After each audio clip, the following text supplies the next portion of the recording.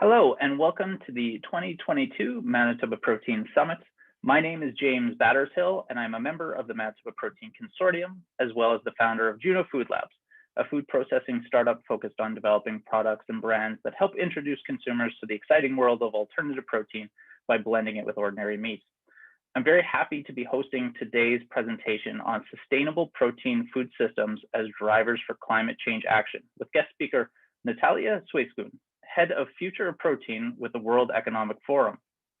The forum engages the foremost political, business, cultural, and other leaders of society to shape global, regional, and industry agendas. It was established in 1971 as a not-for-profit foundation and is headquartered in Geneva, Switzerland, which is where Natalia is joining us from today. Natalia is originally from Colombia. She's a political scientist with a master's in public policy and another one in development studies. With more than 15 years of experience, she joined the World Economic Forum in 2020 as the lead of the Future of Protein initiative.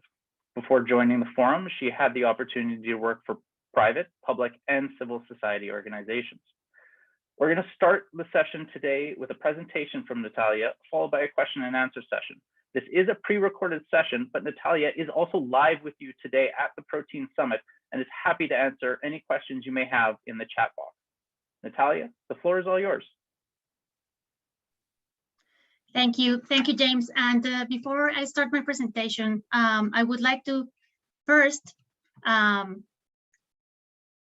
thank the organizers of the Manitoba Protein Summit for inviting me to join this event. Throughout this 2 days event, we will be discussing how to accelerate sustainable protein production. And let's not forget consumption, not just in Canada, but also across the world. So it is, again, a real pleasure to be here with you, sharing some time and talking about a topic that excites me, the future of protein.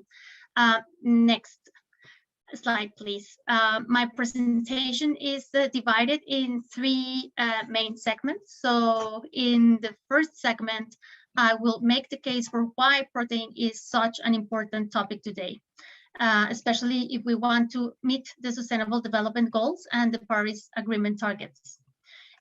In the second segment of the presentation, I'm going to talk about the work that the Future of Protein work stream of the Food Systems Initiative at the Center for Nature and Climate at the World Economic Forum is doing. And then finally, the last segment of my presentation will be talking about the roadmap ahead. What are the different strategies that we could consider in order to advance the transformation of the protein ecosystem? Next, please. So in this slide, you will see that protein sits at the intersection of multiple agendas, which makes it an extremely complex topic. It relates to the environment, it relates to the health and nutrition, and let's not forget the livelihoods piece as well, which is very important. At the end, how we produce protein and how much we produce will have major impacts on the future of food systems. And to have the right protein equation, we'll need to think, or we will need to take into consideration solutions that can simultaneously benefit all these agendas, from boosting nature positive production to improving resiliency and livelihoods to providing nutritious and health and safe diets. This is an ecosystem that has the ability to deliver value across multiple SDGs. Next, please. So protein production and consumption will double by 2050, or is expected at least to double. And if we take a look at the chart on the left side of the slide, we will see that over the last 50 years, global meat production has increased rapidly. In fact, total production has more than quadrupled since 1961.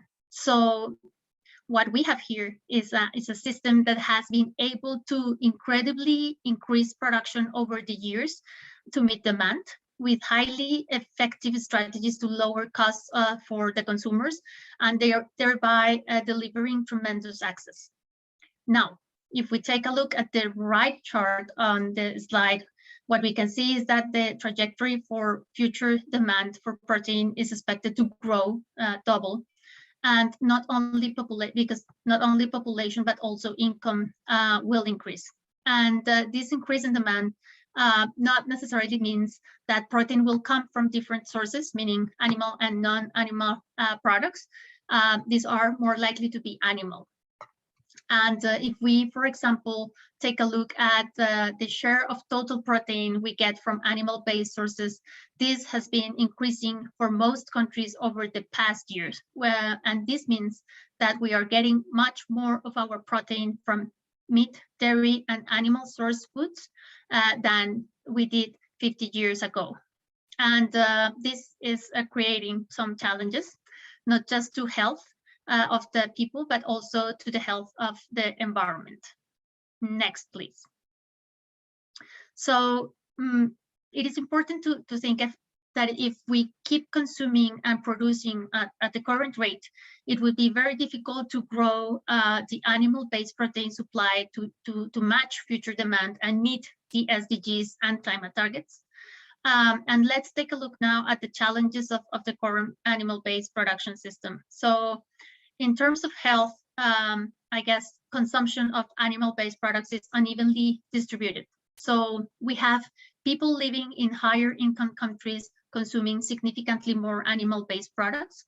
And this in turn, overconsumption in turn, is contributing to growing rates of obesity, is leading to higher risk of non-communicable diseases, and so on and so forth. On the other side of the equation, we have regions not consuming enough animal-based products, leading to malnutrition. And this is the case of Africa, some countries in Asia, and South America. Also, we have the World Health Organization concerned by the spread of antimicrobial resistance due to overuse of antibiotics in the livestock industry, which is reaching dangerously high levels, with growing lists of infections becoming more and more difficult to treat, if not impossible to treat. And well, then we also know that the growing global demand for animal protein and animal-based products is a major driver in the emergence of infectious diseases. So that's on the health side. These are some of the challenges. On the ag food system side, the increasing demand of animal-based product has led to an unprecedented intensification of the global livestock industry. This unprecedented intensification has in turn led to a complex industry of animal feed. And now, with COVID-19 drastically impacted the flow of food from farms and producers to consumers, it surfaced the fragility of this supply chain, which during the first year of the pandemic faced tremendous challenges at the processing stage, which in turn disrupted the access to consumers of animal-based products. Then we can also think about, due to COVID-19, that in 2020, up as many as 161 million people were malnourished. And then nearly 1/3 of the global population couldn't afford a healthy diet, which included, of course, access to protein. So this is under the ag food system. If we then move to the impact on the environment, I think these are probably very well known. Livestock today generates approximately 15% of the global CO2 equivalent greenhouse emissions a year. Livestock production, including feed, is the leading driver of tropical deforestation, and then intensive feed crop production can lead to land degradation and water pollution, and the list continues, right? Next, please. And although the way we produce and consume animal-based proteins are impacting the health of humans and the planet, this is not just one side. This is just one side of the equation. On the other side of the equation, we must think about the importance of the livestock sector in emerging and developing economies, where the livelihoods of about 1 billion people relies, and where food insecurity is highly prevalent. So livestock and seafood production employ well over 1.3 billion people worldwide. Many of the world's poorest depend on livestock or artisanal fishing for incomes. And at the national level, meat and fish exports are an important and growing source of revenue to developing countries. For instance, this is the case of meat in Latin America and seafood in Southeast Asia. There are also cultural considerations that we need to bring to bear. For many people, animal products are the most desirable way to access nutrient-rich and tasty protein. And in some countries, access to animal-based protein is a sign of affluence. And in others, is a way to bring people together to spend a good time. Next, please. And this is the last slide, just to setting the scene of the urgency for the transformation of the protein ecosystem. And in this slide, you will see that the animal protein consumption varies significantly by region and is not universally distributed. Today, many people still suffer from not having access to animal source foods, while in other parts of the world, population are over-consuming.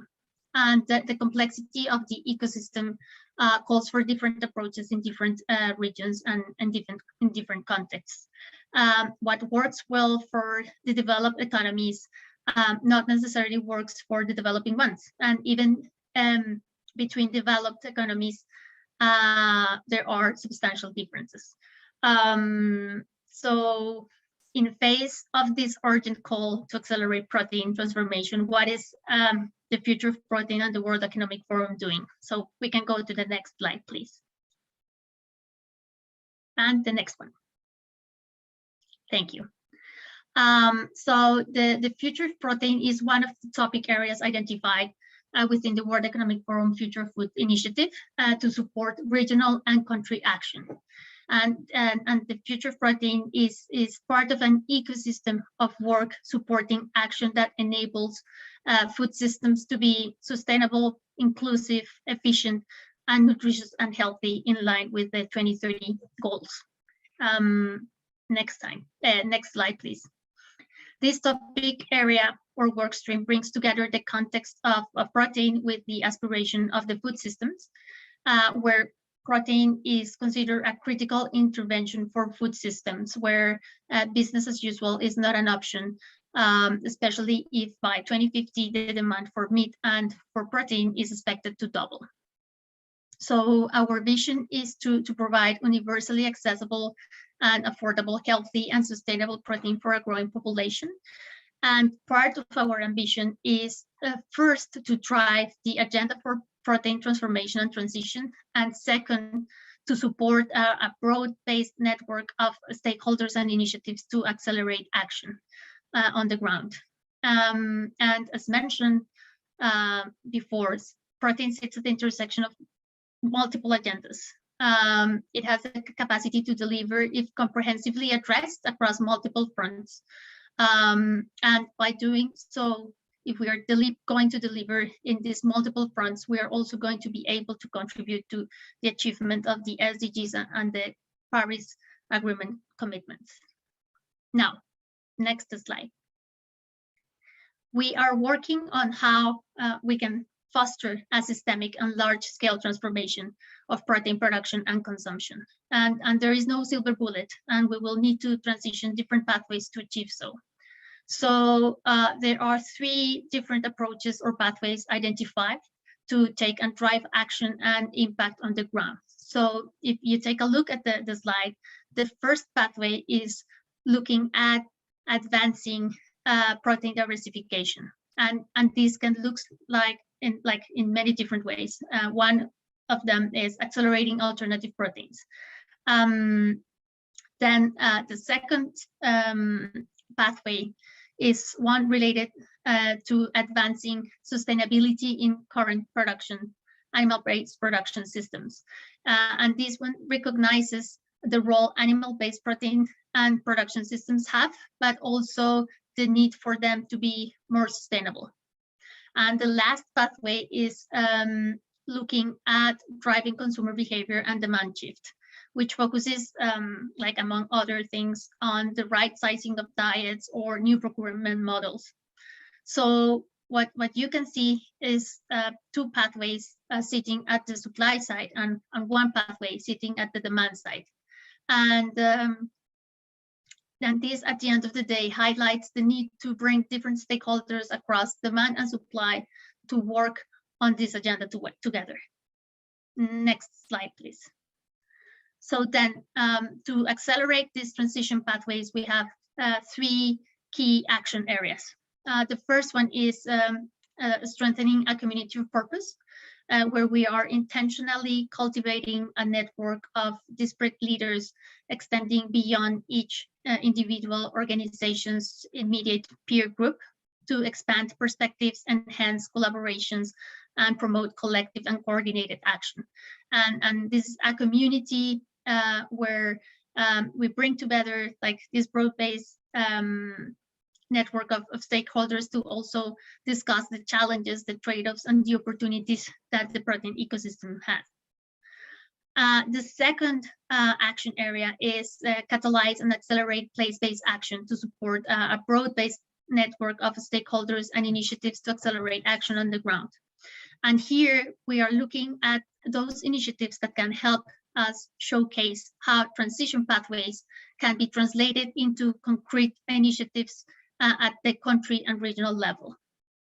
And then finally, the third action area is looking at accelerating innovation at scale by strengthening innovation ecosystems to enable transition pathways. So we, among things that we're looking here is at coupling global leadership frameworks with the next generation of innovators to deliver on regional opportunities. So lots of work and still lots to be done. If we go to the next slide, we are like, this is the third segment of the presentation, and this is about the roadmap ahead. What strategies for delivering universally accessible, healthy, and sustainable protein have been identified? What are the solutions? What are those strategies, initiatives that are there? So the first one, or first of all, we need to highlight the multiple benefits for society. And we need to do so by illustrating how change will positively affect societal outcomes across health, environment, social inclusion, and socioeconomic development, so on and so forth. So if we are able to encompass multiple outcomes in, for example, a specific policy, showing how each piece of the puzzle is important and fits together, we might face less resistance from different constituents than if we change a strategy on environmental or climate action grounds alone. And this is, of course, not an easy task, but we are taking steps to the right direction. There are already very good initiatives showcasing how this actually looks like. And if we go, for example, to the animal-based production systems, there are already initiatives looking at how silvopastoral systems can deliver positive outcomes related to land productivity, to environment, to climate benefits, as well as improve livelihoods and economic development. And we are currently supporting such an initiative in Colombia. Also looking at the levers that could help accelerate the reconversion of extensive cattle landscapes in the Amazon region, which is a very important region. Other examples include, for example, initiatives such as the Milan Pact, focusing on cities, or the Cool Food Pledge, looking at how simple changes to diets and enjoying more plant-based foods can make a substantial difference for the health of people and the planet. So that's the first strategy. A second strategy is focusing on how to promote pathways to achieve cost parity across protein choices, delivering in multiple benefits. So historically, the consumer value equation has had 3 dimensions. The first one is cost, the second choice, and then convenience. But cost remains a central component of the value for consumers. So we need to design and deploy enabling policies, incentives, and investments in inclusive and scalable technology solutions and public finance. And again, this can look different in different contexts. So, for example, if we take a look at the alternative protein space, we will need enabling policies and incentives to scale technology and to develop technology able to drive down costs. And this is something that is already taking place in some countries. If we go to the animal-based production sector, policy and finance innovations plays a very important role. So we need these policies targeting, for example, livestock farmers, where they are rewarded when the scaled adoption of sustainable practices are achieved. So that's a second strategy. Then if we go to the next slide, we will find two additional strategies to take into account. The third one is looking at intentionally pursuing a transition decade. And in this strategy, we should be looking at a transition that recognizes that change will look different in different places, and different actors in the supply chain, from farmers to consumers, will need to be brought along and have a place in the future ecosystem. So we need to create locally adapted place-based actions where policy, incentives, and innovations are critical levers for change. And then if we go to the fourth strategy, this one is talking about the role of innovation and collaboration in all this. So this strategy is looking at strengthening innovation ecosystems to enable transition pathways based on a common objective but attuned to different contexts. And while solutions are locally driven, we also need to create the space to cross-pollinate, to share learnings, to open innovation. And the World Economic Forum has two platforms looking at this. The first one is called the Food Innovation Hubs, seeking to address the needs of local food systems through innovation. And the second one is the Uplink platform, looking at crowdsourcing solutions from innovators, entrepreneurs, and grassroots communities to achieve the SDGs. And here, just a spoiler, we are going to be launching soon a coalition of sponsors, like looking at the Future of Protein Innovation Challenge series. So for those innovators, entrepreneurs in the alternative protein space, stay tuned. And well, I guess we are coming to the end of my presentation. Next slide, please. And with this slide, I will finish. These are the key messages that I want you to take and reflect on. So here, what you can see is four key messages. The first one is that solutions are not binary. The world needs to respond to local realities and advance multiple pathways if we are going to deliver protein that is good for people and for the planet. The second one is that the way protein is delivered is much more than an issue of climate. If we are, again, to achieve our vision, transition pathways must consider the systemic contributions of protein across multiple agendas. The third one is that farmers need to be actively engaged in discussions and agenda setting. As it relates protein systems transition, and their livelihoods must be centered to the transition pathways. And last but not least, animal protein can and should be more sustainable, but we will need, and it will require, supportive incentives and interconnected systems to facilitate change. So I guess there is room for everybody, for different approaches and for different initiatives and partnerships to bring about the scale of the transformation needed. And I'm stopping here. Thank you.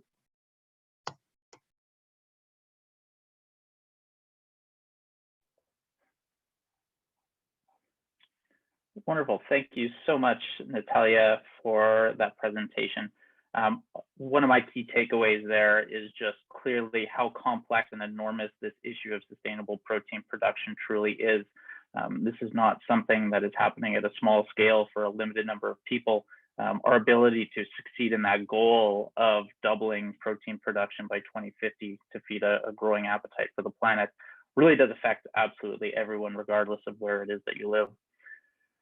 So I want to start our discussion today with a bit of a thought experiment that I like to do, and I wanted to work you through it. And it's something that helps me to sort of put things into context when I'm thinking about big challenges and where to invest resources.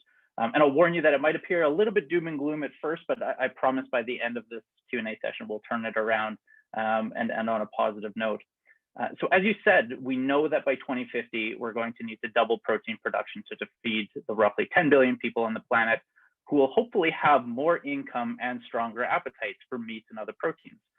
In your mind, what does our world look like in a worst case scenario, a scenario where we're failing to meet that protein demand in a sustainable way? James, thank you. And I think that's a very good question, I would say. And that word looks like if nothing ever happened. Like if there is, if we have constituents that are not paying attention to the signals that we are having in terms of, again, the complexities, the challenges like are not looking at how, if we don't change the way we produce and consume protein, we might have like very, very unintended and difficult challenges to face. Not just in terms of health, but you've seen it. It's about also the environment, and it's also about livelihood. So the worst case scenario is that we are not learning, we are not paying attention to these signals, and we are not taking the actions that are necessary to like stop and transform this ecosystem to actually deliver on the multiple agendas it is related with. There you go. And if we do end up in a situation like that, that worst case scenario, I know that you've said multiple times throughout your presentation that the solutions to this are very much interconnected, and I think that that's absolutely true. But if you could pinpoint one specific challenge that we need to overcome and make sure that we're addressing right from the get-go to make sure that we don't end up in that worst case scenario, what is it in your mind? So I think it will, like it is around the farmers and the farmers' livelihood. So we need to take them into consideration. We need to make them part of the decision-making processes. I work very closely with the CEO of the Southern African Confederation of Agricultural Unions, and he keeps saying, for example, you don't do innovation for farmers, you do innovation with farmers. So this is something that we need to take into account always. No, and that's a fantastic answer and segues to my next question just perfectly, which is a little bit more positive. I did read in one of the World Economic Forum's white papers that it's about 500 million people, mostly in Asia and sub-Saharan Africa, that produce livestock at a very small scale and have very low income, so living on about less than $2 per day. And one of the things that the World Economic Forum has argued and made the case for is that, and I really like this phrase, that transformation through sustainable intensification of these 500 million people's operations presents a huge opportunity to improve both the quality of life for this 500 million people and supply the world with enough meat protein to satisfy demand. So my question is, we're very much focused here on Manitoba in being a global leader in sustainable protein. And I'm very proud to say that we're home to some of the best livestock producers on the planet. So I'm wondering, what is the connection between these two groups?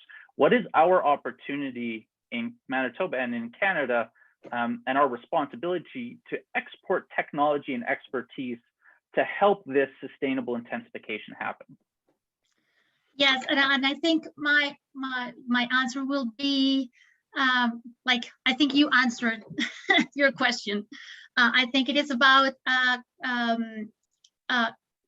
sharing experiences, sharing learns, sharing technology, open innovation. So I think that's how you can support this region to actually achieve this transformation and to achieve the sustainable intensification of livestock practices.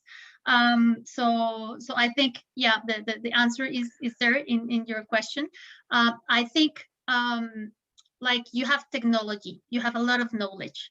How are you going to be able to share that with this region? And this looks like in different ways. It can be by bringing together different stakeholders, from governments to corporates to like farmers, and think about how that adoption can actually happen. Yeah, I think that's one way in which it is possible. And now, any type of change of this magnitude typically requires some degree of investment.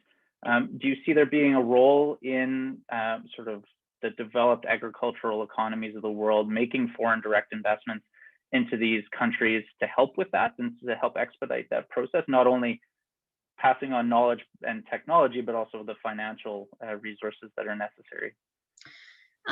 So yes, I can see them playing a very important role.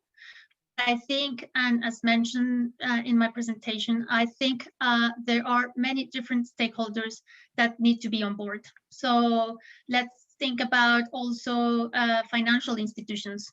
Let's think about also corporates. Let's also think about civil society organizations. So that's one way. But then we should also bring others along the value chain and along the ecosystem to actually collaborate and fast track this transformation on the ground. Fantastic. So I want to take us shift in a little bit of a different direction from talking about conventional livestock, really to probably the other end of the protein technology spectrum, and talk a little bit about cellular agriculture. Obviously, there has been an enormous investment, largely by venture capital firms, into the cell ag industry, whether it's into cultivated meat or precision fermented protein. There are clearly many people who are banking on these as being game-changing technologies that will help solve our global protein demand challenge in a sustainable way. But consumers really haven't had a chance to weigh in at large scale yet. Aside from some precision fermented iron and casein protein, these products aren't widely available yet. And we know that consumers can be a little bit squeamish about new food at times. It's a very challenging industry to really introduce food technologies that are wildly different from what consumers already expect. So how does this sector specifically shift from winning over excited investors to winning over potentially skeptical consumers? I think that's a very good question. I would say two things come into my mind. The first one is that you need to let consumer knows what they are eating. So I would say you need to create trust.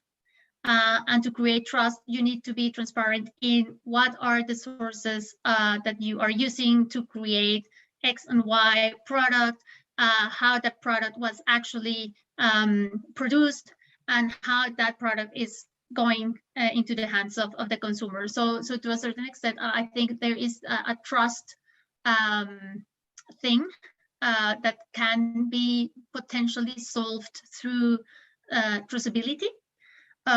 So that's one piece. The other piece is that we need to create more awareness about the opportunities that these products represent. So awareness in terms of, okay, this product, it can potentially be better for the environment. This product can potentially be better for health, and we need them to be aware of this, if that's actually what's happening, right? So I would say those two things come Absolutely. to my mind. And I'm interested on your take. Obviously, working with the World Economic Forum, you get to see a little bit of everything that's happening in the world with respect to these different opportunities and challenges. And I'm interested to know, specifically with this area of alternative protein, do you see there being a particular market or a particular country that maybe makes a shift, and that there's greater adoption early on the part of consumers? To be honest, I think that's hard to say. I've seen countries really driving the agenda, like investing in innovation, investing in research to make these products to be available probably faster, and scaling production.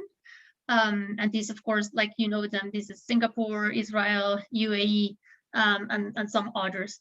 But then in which countries are we going to see consumer uptake, like fast tracking? That's hard, but I would say that this, of course, is going to be happening in developed economies, where this like transition has already started. That makes sense. So I just want to go back to the other end of the protein spectrum and talk a little bit about livestock producers as well.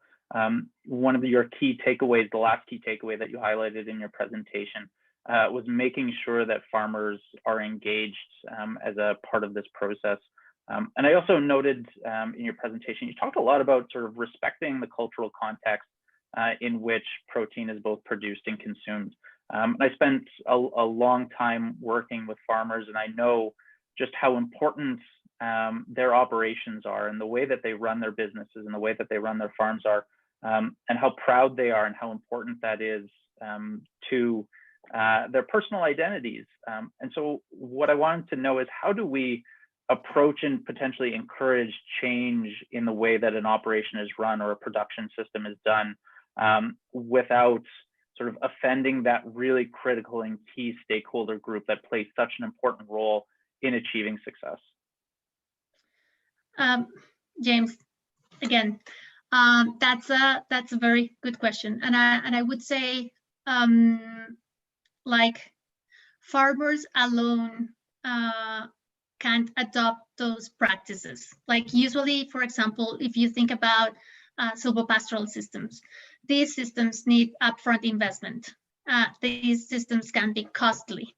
And this is something that not necessarily farmers can cost, and it's not just for them to weigh in the resources. We need to think about, like, what are the policies, what are the incentives, what can we make that transition together with farmers. So we I'm going to bring the example that I brought in the presentation. In Colombia, like 90% of agriculture production in the Amazon is tied to livestock. So how we can make and accelerate the reconversion of extensive livestock production in the Amazon, and for that we need financial incentives.